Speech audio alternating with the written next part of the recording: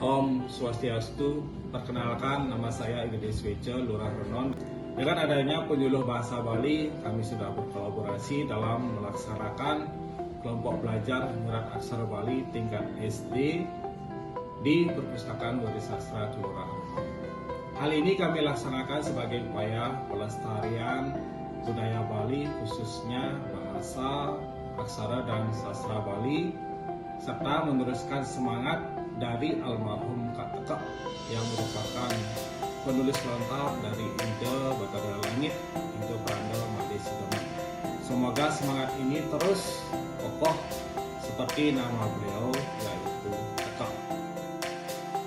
Kaitan dengan hal tersebut, maka sangat penting keberadaan penyuluh bahasa Bali di masing-masing desa kelurahan dalam mendukung program bahasa, aksara, dan sastra Bali. Harapan kami semoga penyuluh bahasa Bali mendapatkan perhatian yang lebih dari kondisi saat ini sehingga ke depan bisa diangkat menjadi D3K.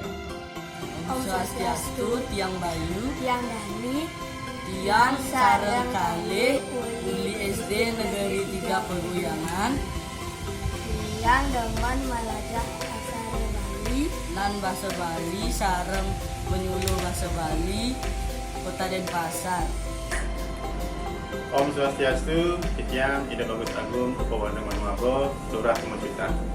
Titian mengucapkan apresiasi dan penghargaan yang setinggi-tingginya kepada rekan-rekan penyuluh bahasa Bali yang bertugas di Kelurahan Kemencuitan maupun di Kecamatan Denpasar Barat dan di Kota Denpasar pada umumnya, terutama dalam kegiatan pelestarian budaya Bali. Melalui kelompok belajarnya merupakan sebuah upaya mendukung kami dalam rangka menanamkan kembali kecintaan anak-anak kita terhadap budaya Bali. Implementasi Pergub 80 tahun 2018 tidak akan bisa berjalan tanpa bantuan maupun motor dari teman-teman penyuluh bahasa Bali. Jadi untuk teman-teman penyuluh bahasa Bali tetap semangat.